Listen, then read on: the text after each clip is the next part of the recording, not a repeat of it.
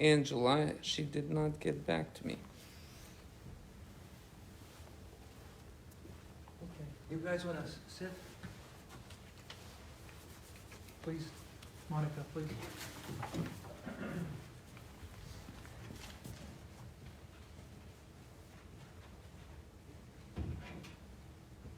How's work? Busy? Huh? A little bit, Oh, but bad. it's okay. Hey, don't forget, guys, once we start, turn your mics on and just leave them on. Okay. Okay, and again, thank you for doing this. Sure. I appreciate it very much. I I'm really looking won't do it, but I don't like it.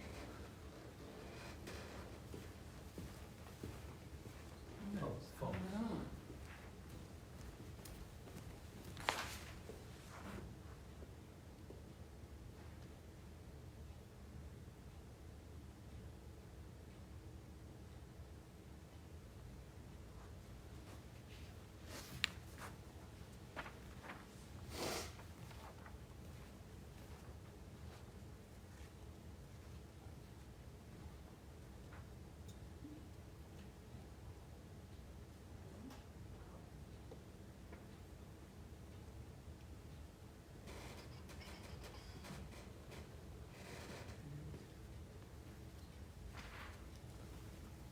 All right, we'll give it another 3 minutes and we'll get going. Are we on audio?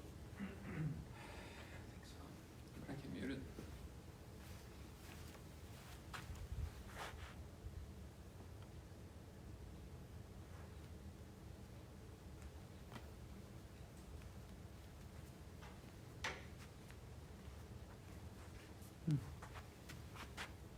Why'd it get so dark? Okay.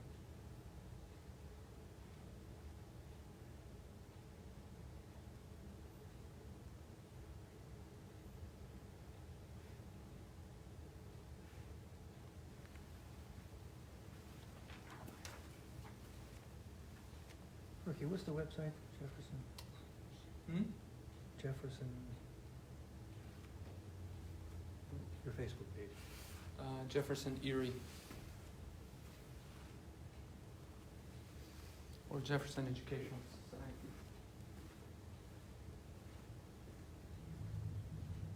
We've got 5 people on already.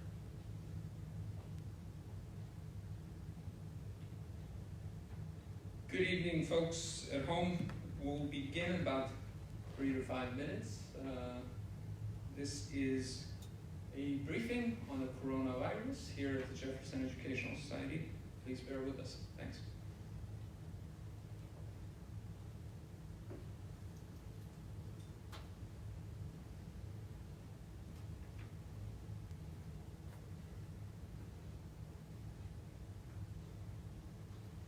Hi, guy.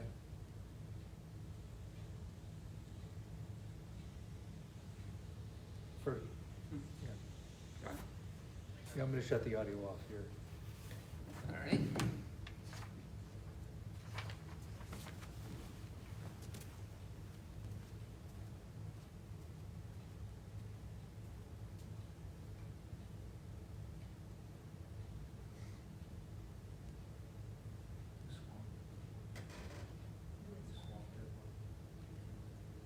No, I mean, we opened it for 2%, so I'm getting all restrictions.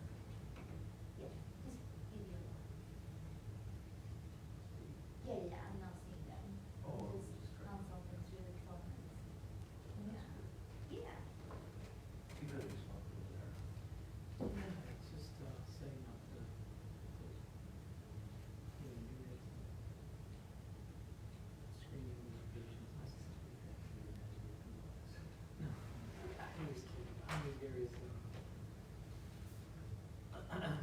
We probably have to do it, but if you need it ahead of time, there's probably ways to do this in the way on this, but it's what it is. It never hurts to make peace with it. Yeah, because eventually it's gonna come up with the masses and. I'll be curious to see that.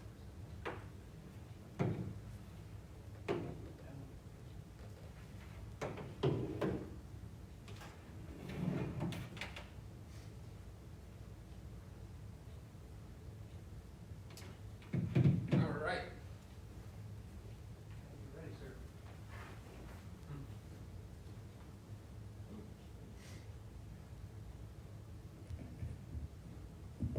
Good evening, ladies and gentlemen, on the world of social media, on the Jefferson Facebook page and elsewhere. My name is Fergie Frati. I am the president of the Jefferson Educational Society. In these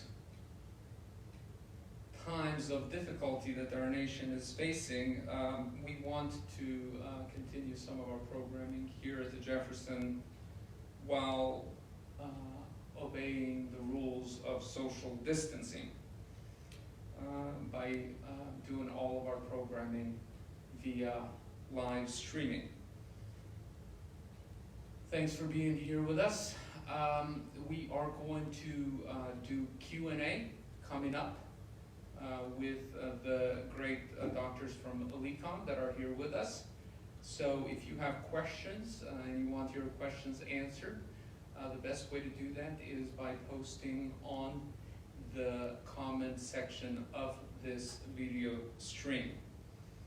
I won't take too much of more of your time. I want to invite the Vice President of External Affairs at LECOM to introduce tonight's panel. Please welcome David Rubino.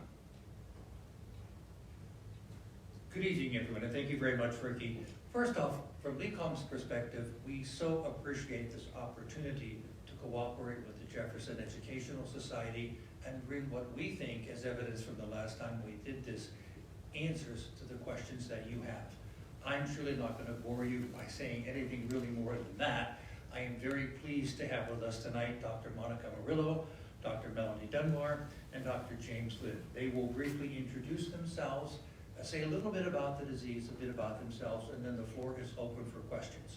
We have one purpose here tonight, and that's to try as best we can using this social media format to answer your questions. So thank you very much for viewing. Thank you very much for joining us, and we'll start with Dr. James Lynn.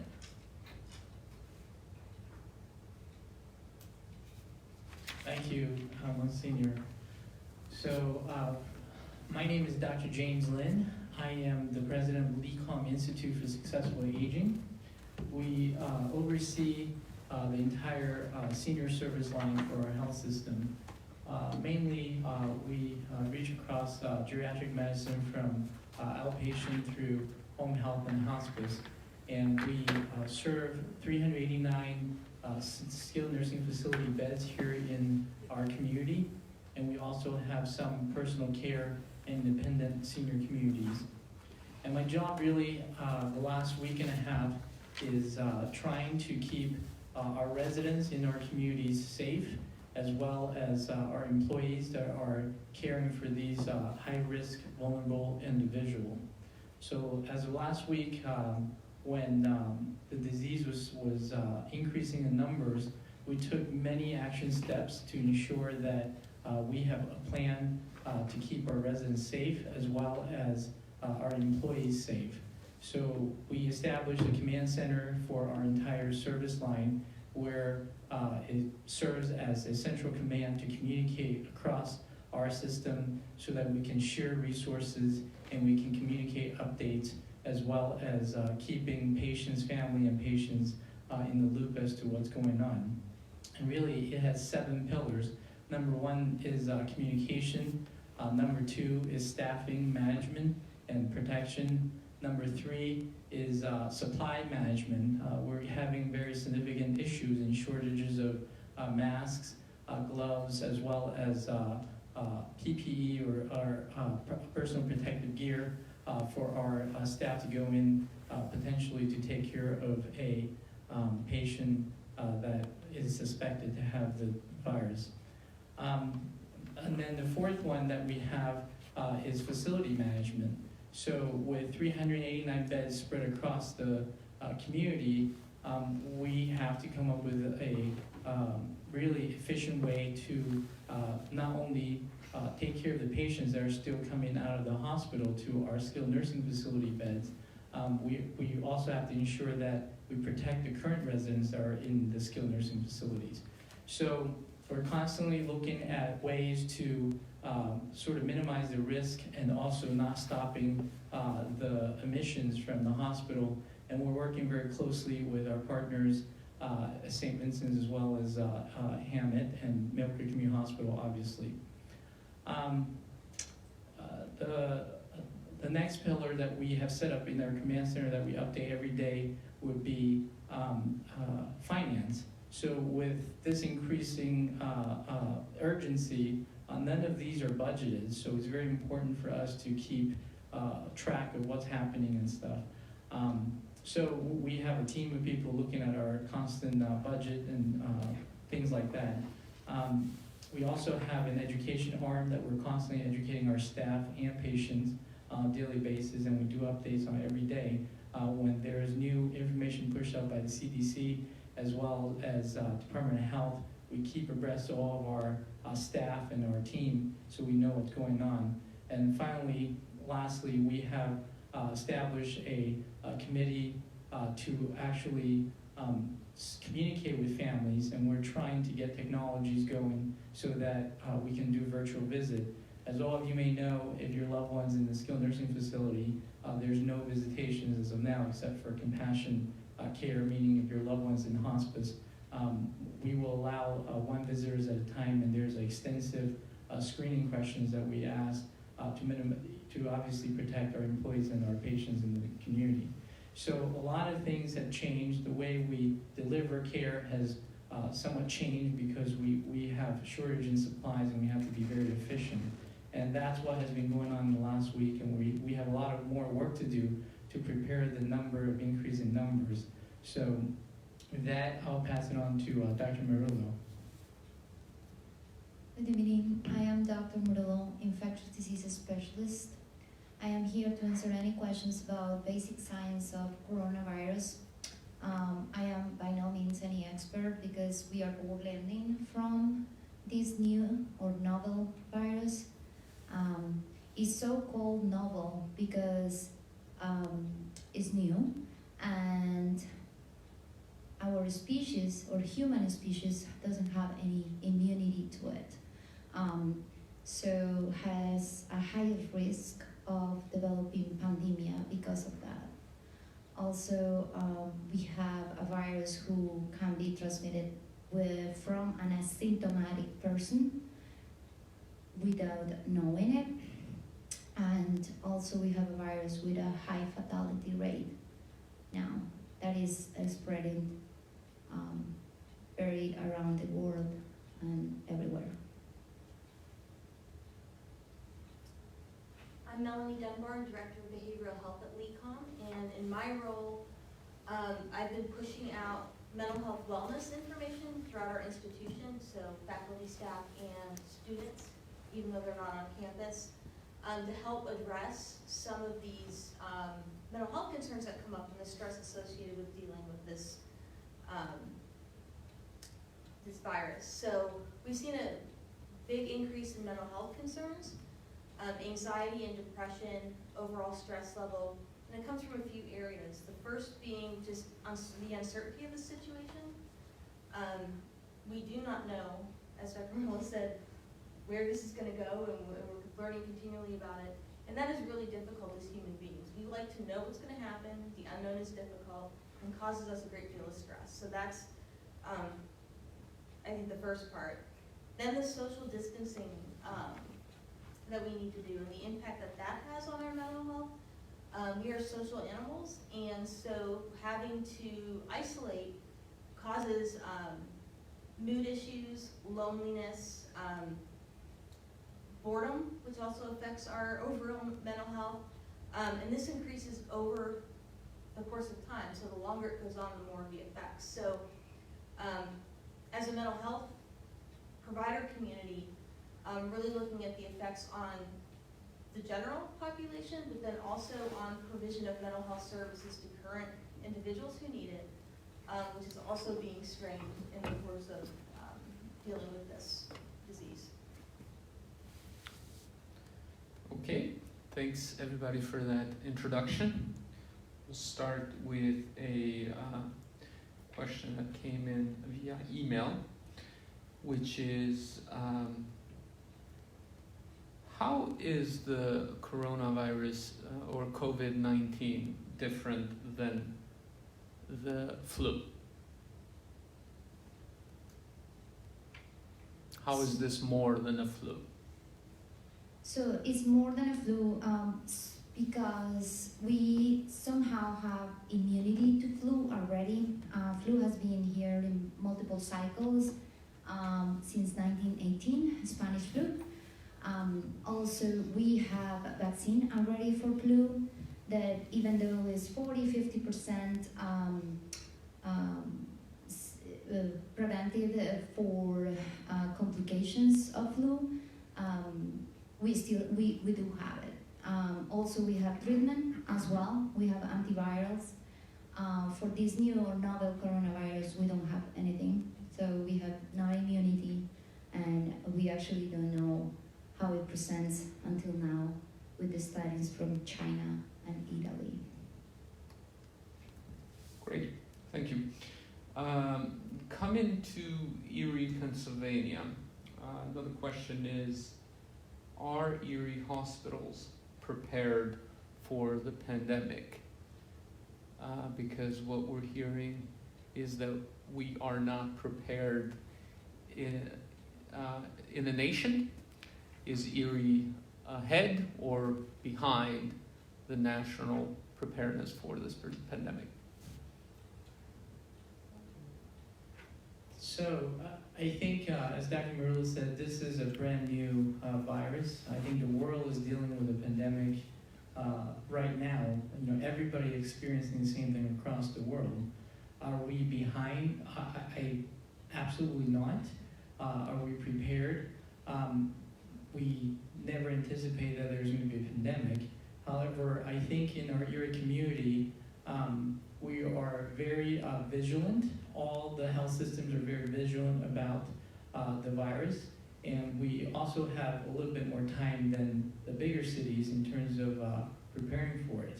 So I think the 3 hospitals, as far as I know, they meet at least 3 times a week, leadership, and they talk about best practices and how they would share resources and update each other as to what's happening with their individual hospitals and health systems.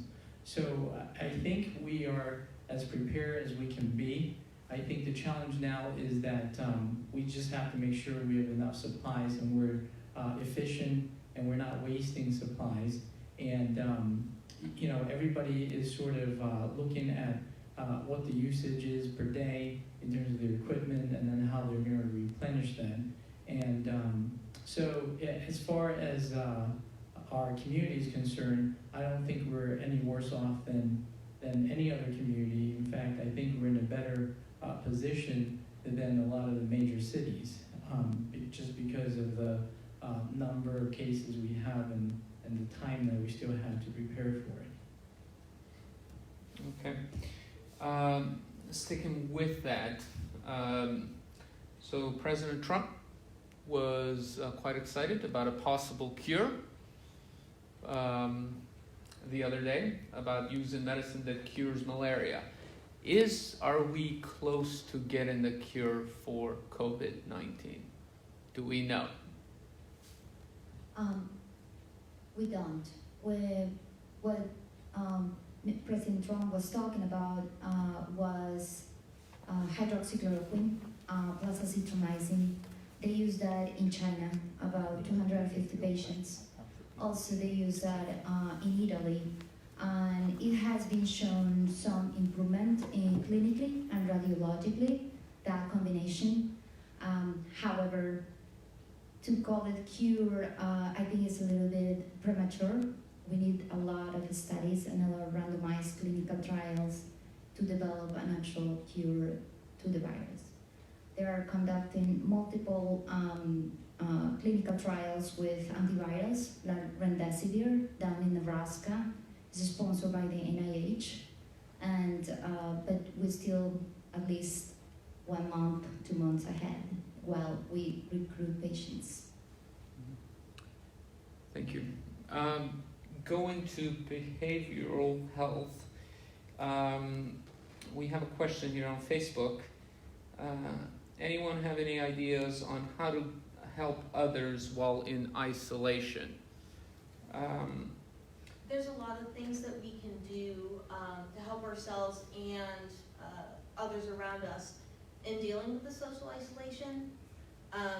One is to limit media exposure. Being informed is important and making sure that that happens, but not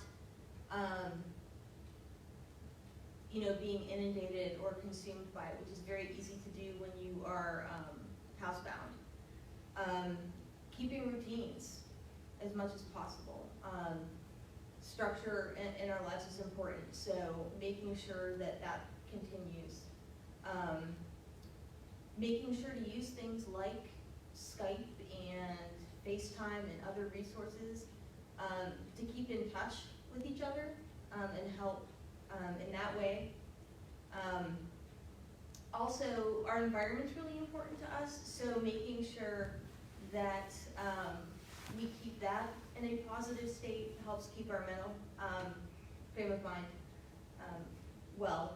So those are some of the things that I think in terms of supports and resources. There's tons of wonderful resources online with mental health wellness information. SAMHSA, which is the Substance Abuse and Mental Health Services Administration, their website has fantastic resources. So does NAMI, the National Alliance of Mental Illness, and those you can find online. So there's a wealth of resources to help individuals deal with the social isolation. Is it safe to go outside? So while there is no high number of cases, like here in Erie, going outside is, I will put it that way, if you need it or you must, do it. If you don't, just be at home. Is it safe? Sure, if you keep the distance at least 6 feet from other people. But for now, mitigation, which is staying home, is part of the process of slowing the spread of the virus. Here's a question. So we know as of today, we have 5 cases in Erie, Pennsylvania. Do we expect, maybe we can go to Dr. Lin about this, do we expect a high increase in numbers here in Erie, Pennsylvania in the short term? I think it's I think it's hard to predict, but certainly the number is going to go up as we have the testing available. Number has been low because the past couple of weeks, the access to testing supplies has been low. So as healthcare professional, we're using the guidelines and the best screening questions and really trying to save those testing kits for people that are really in need. So we're doing a better job sort of screening the patients who really get the test. But as the testing becomes more readily available, those individuals that are asymptomatic probably may have more access to get tested and therefore might increase the number just by the sheer volume of testing kits that's available. And so the more you do the testing, the likelihood of you picking up the disease is going to be higher, so the number is going to go up. But I think when you talk in terms of numbers of cases going up, it's important to remember that this is a serious disease, it's new. However, you put it in perspective, number of people dying from the flu is still much higher than this so far. And it's just as deadly. If you look at those two diseases and stuff, really it goes in parallel where it really affects the elderly, the immunocompromised individual, the individual that have chronic diseases, and those are the people that have serious consequences with the disease. And if you look at this new virus, it seems like it's taking that trend, although recently in Italy we're finding out younger people can develop very serious complications as well. Again, virus are among us. This is just new, and we have to take precautions. And like what Dr. Murillo was saying earlier, you just have to use common sense, and you have to keep your distance. And right now, during this height of the disease, if you don't have to go out or congregate, you shouldn't. And then just use some common sense, and I think we'll get through it. Can you expand a little bit on that, the young versus old phenomenon, this whole myth that young people can't get the coronavirus? Can you expand a little bit on that, since you're dealing with the seniors part of it? Why yeah, go ahead. So maybe Dr. Murillo can expand on this, but you know, as far as I know, young people can also get the disease, right? So it's not that they can't get the disease; they certainly could get the disease. It seems like their body's well equipped to fight off the virus and not have complications. But certainly, individuals who still get very sick, as evident by recently, there's a spike in numbers of young people having serious and having death. The elderly oftentimes get affected just because physiologically, as we age, our organ system, every organ that we have continues to decline in function. And when you have a stress like this, our body's ability to compensate for the stress is decreased. So you add on top of that, you've got chronic disease such as diabetes, heart disease, or any other organ system that are already compromised. You're just not going to be, you just don't have the ability to fight that back. So it has to do with sort of just where you start off with, how healthy you are to begin with, and then as the disease sort of progresses, you have to have the ability to compensate, and elderly individuals just don't have the ability to compensate as well as the younger individual. Dr. Murillo, do you want to add to that? I totally agree with that. Okay, we're gonna go back to Facebook here. We have a question about, again, mental health. Are there mental health professionals able to do FaceTime virtual therapy sessions for those already being seen for mental health issues? Yes, there is a provision now that allows teletherapy to happen in this circumstance. It is being used in some cases already in mental health treatment. Specific platforms that are HIPAA compliant are utilized for that. Zoom is one of those, so not just FaceTime or Skype, but stuff that's more secure. But absolutely, that is how providers are engaging with patients right now, instead of face-to-face. So that is happening, and that's accessible. All right, next question here, back to Facebook. Is there is the recovery rate for COVID-19 high? If someone we knew catches the disease, what is their chances of survival? Chance of survival is high. Based on the studies we have from China and one French study, they found that 80% of the people who get infected recovers. Okay. Great, thank you. Let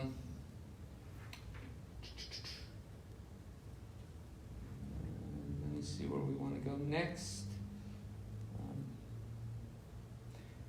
Can a person test negative and later test positive for COVID-19?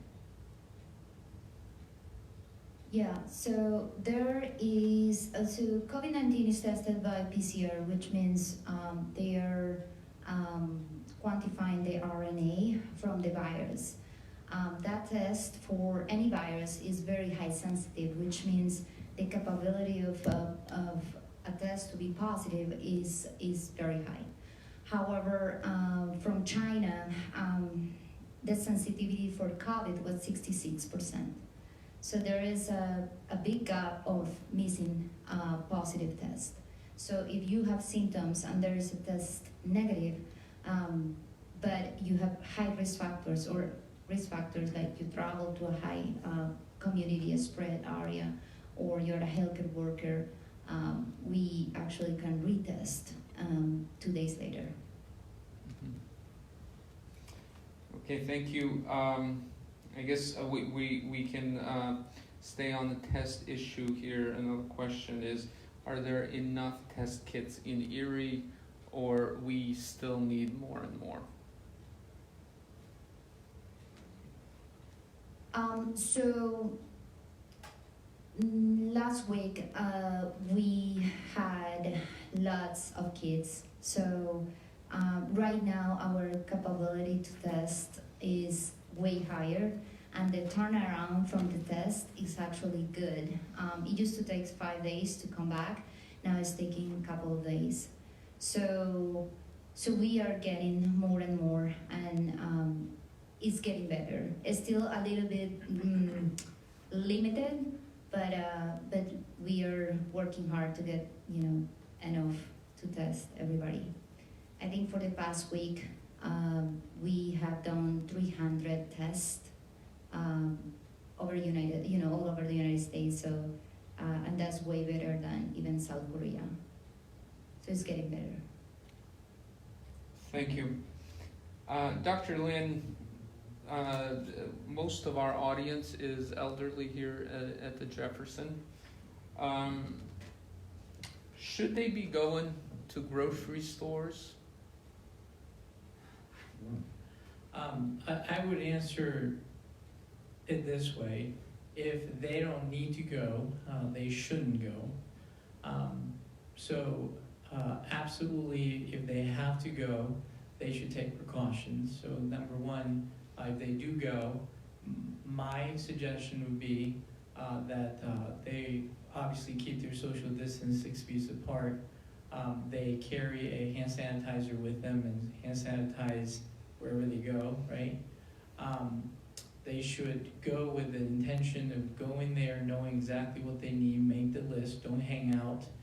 Just pick up the food that they want to buy, and then leave as soon as possible. What I'm about to say might be a little bit controversial, but my recommendation is, if you have access to a normal mask, and if you don't, having the fabric mask, that there's plenty of online ways to DIY a face mask. If you're an elderly individual that have to absolutely go out, my personal recommendation would be that if you can, you should wear that, because that acts as another barrier for you, for yourself, as well as from the outside environment. Again, it's not 100% obviously. There's still precautions you take. You still have to wash your hands, you still should sanitize, and you shouldn't touch your face when you're out there, and you should always wash your hands for 20 seconds, right? So my recommendation would be, if you have access to that, it's a good idea to always put that on if you're an elderly to go out. Okay, thank you. Where do we get our news? Where do you get the information to stay informed on COVID-19? In terms of mental health professionals? In terms of mental health and in general?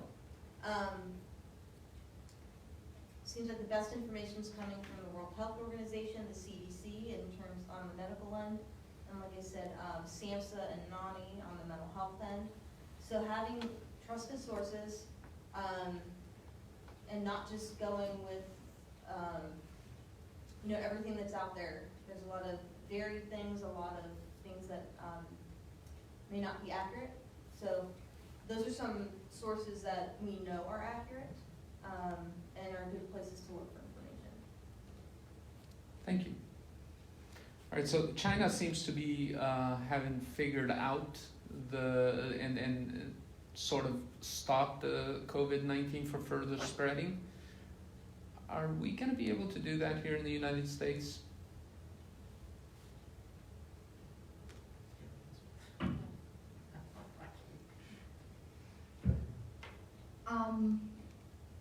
All I can tell you, if we follow instructions as we are told to mitigate the spread at this point. I think we may be able to achieve it, but we have to follow the instructions. And I think the most important is just stop the spread. And I think we will be able to if everyone is compliant with the measures we are asking to do. Dr. Lin, you got something to add? I do. It seems like the disease has slowed down, but you got to be careful when we say that, because there's still a great deal number of people that are still in that country and traveling in and out of that country. So the risk of spreading, with travel is still there. Then the other one is I'm not so sure if I trust the numbers coming out from them, right? But as far as your second part of your question is, will we be able to stop it and slow it down? I think with time, given time, and when we get better at screening people and screening for exposures and picking up people that should be quarantined, I think as time goes on, everybody's going to get better at it, and we will be able to slow down the disease. But it requires everybody to have common sense. It requires everybody to be vigilant, and when you hear news that it's starting to slow down, it does not mean that you can go out and now party and gather again. You just have to use common sense, and you have to be careful. And with that, I think we can slow down the disease. And it's still going to be here. It's just we can slow it down, and we'll get better at dealing with it, and hopefully we'll get better treatment plans going so that we can increase the survival rate. We'll stay in that topic, and then we're going to get into how do we find time to relax in this time. But what does it mean to flatten the curve? A lot of people are talking about flattening the curve. Couldn't we just get rid of this thing, let it spread? Why flatten the curve? For the health system.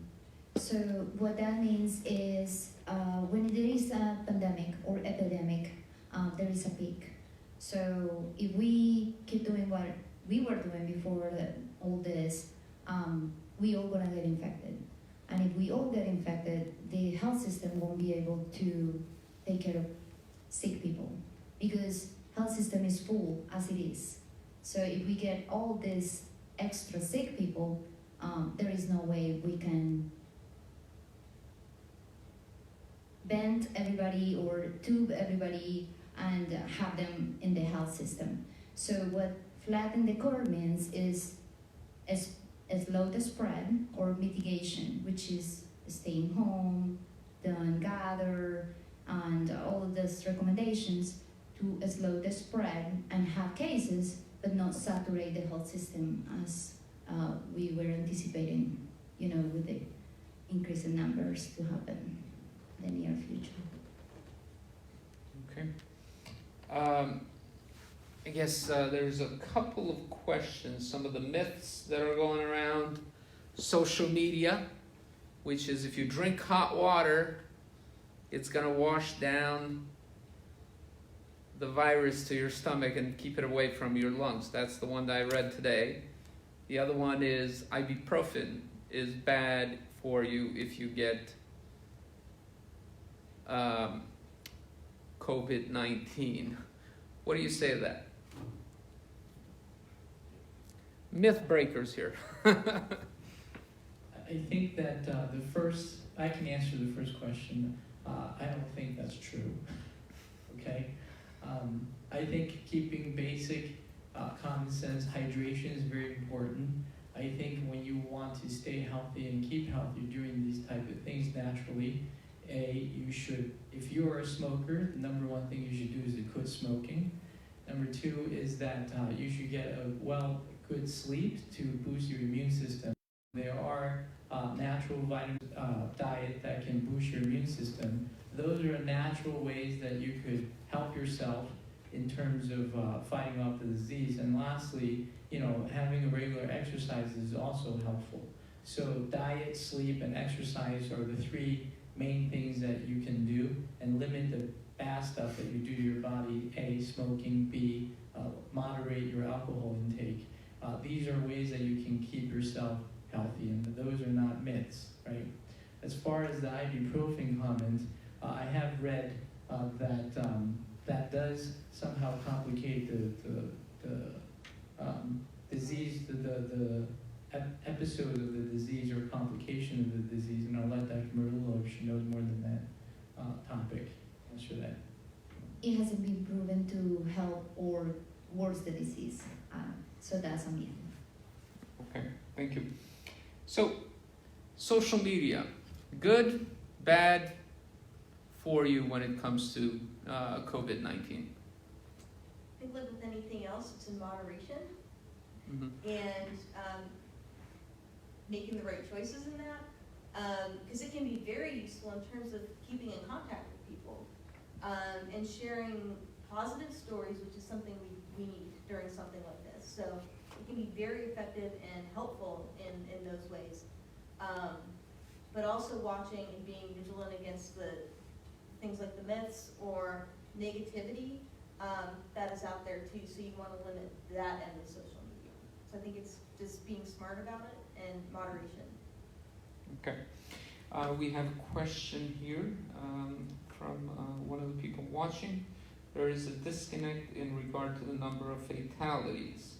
The speaker is comparing the season of influenza to a very limited number of weeks of measuring fatalities of the corona. This is a problematic comparison. Why? What do you have to say to that? Well, I would, not comparing the disease side by side, but we have to look at it in perspective, right? So as I said earlier, coronavirus is a new virus. It's a very serious virus. It's spreading very, very rapidly. That's why it's called pandemic, right? So that's why we're going through all the measures that we're going through. We're locking down and we're doing all these things. And I think my comment was saying that you can't worry about, you have to be vigilant, you have to worry about it. It's a serious disease, but it's a virus. There is no cure, right? So the precautions and the way you live and you think about how you should do things should be that you should have common sense approach where the way you prevent the flu is also the way you prevent the coronavirus at this point. And we're taking extraordinary measures to stop the spread because it's new. And because we know, like Dr. Murillo said earlier, there is no immunity to this virus, so it's spreading very, very quickly. And it's really not a comparison, it's just putting it in perspective. So CDC's numbers are there's over 56,000 deaths, flu-related illness so far from October 2019 until now.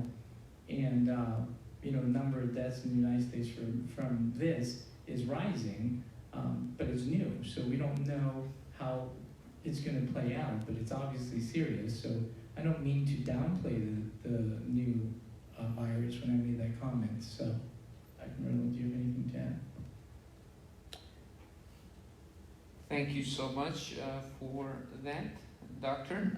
We here have honest conversations here at the Jefferson, so all questions are to be asked.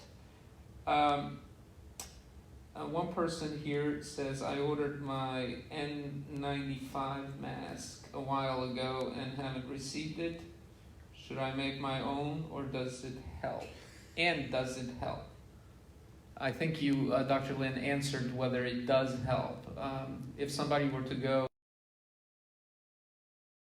masks, do we have any recommendations? I would answer that individual. Unless you're a healthcare professional, you don't need an N95 mask, right? If you're a general public, like an elderly who's immunocompromised, who is a higher risk of having serious complications from the virus, the normal mask, or even the CDC came out with a recommendation using bandana or scarf, it's just a layer of barrier. If you can get that, that would be helpful. But as a general population, you do not need to get an N95 mask. And in fact, you're really getting the supplies that you're taking away supplies that the healthcare professional who, when you have an isolation unit, those individuals or those people in the front lines in the ER screening for diseases and things, those individuals may need those masks. So you don't want to take the supplies away from the people that really need it. And as a rule of thumb, the general population, the lay people that are not in the front lines or in the healthcare world probably do not need to wear N95 masks. Plus, you got to get it fitted. So just because you have the mask, if you don't have the kit to get yourself fitted to make sure that it's working, it really is not necessary. Our one audience member here, Monsignor Rubino, wants you to explain what an N95, what does that mean? N95 means a mask that is sealed to your nose, so it's used for airborne precaution, which means foamy droplets that float in the air. So it's actually sealed completely, so you don't have any access to your inside nose. Okay, well, I did not know that either. I was picturing a totally different thing.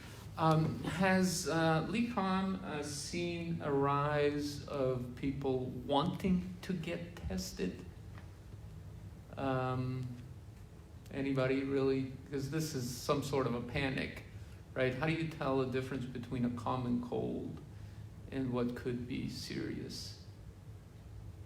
Okay, so right now there is criteria for testing. That criteria is set by the Pennsylvania Health Department and the CDC. So if a person is asymptomatic, completely asymptomatic, they don't meet criteria to be tested. There is no reason to do that. If the patient has symptoms, which the cardinal sign would be fever, plus dry cough, shortness of breath, myalgias, diarrhea, there is a constellation of symptoms for COVID, and they have risk factors, so they are older than 65. They are healthcare professionals, or they have a chronic underlying disease or immunosuppressed, or they are pregnant. They meet criteria for testing. So we go ahead and test. Have we get a lot of people who wants to be tested? Yeah, but as I said, we have certain criteria. Not everybody gets tested. Just the people who really need them. And on the panic end, that is certainly not helpful. I think trusting your health professionals that you've been working with. We know that anxiety and panic hurts our immune system, can actually bring on physiological symptoms. So wanting to keep that stress, panic, and anxiety as low as possible. Okay. I don't have any more questions here. So, final thoughts, everybody.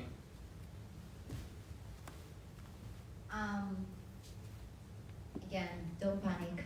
I think panicking it makes things worse. If you go to the store, buy what you need as a regular basis. Don't buy the whole store, because taking care of everybody is taking care of yourself. So do what you are told to do, and this should pass.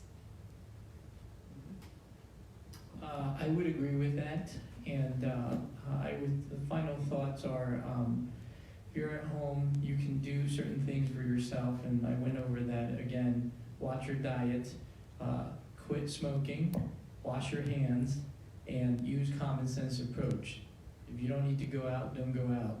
And we'll get through this, as Dr. Murillo said, and those of us that are in the front lines, we're going to continue to come up with innovative ways to help the community and to protect the people that we take care of. So we'll get through this.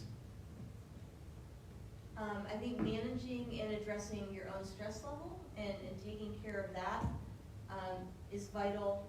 Then also, back to negativity. We want to have as much positive around us as possible. That makes a huge difference for us. So positive distractions, positive activities that we can do while we're at home, all of those things, really amping that up to help combat the kind of barrage of stress that's kind of coming at us. Well, thank you very much. On behalf of the Jefferson Society, on behalf of LECOM, I first want to thank our healthcare professionals who gave of their time tonight to really well answer, I thought, the questions that were posed. And again, we remind everybody to listen to what they said, to keep your stress levels down, and most importantly, to take good care of yourself.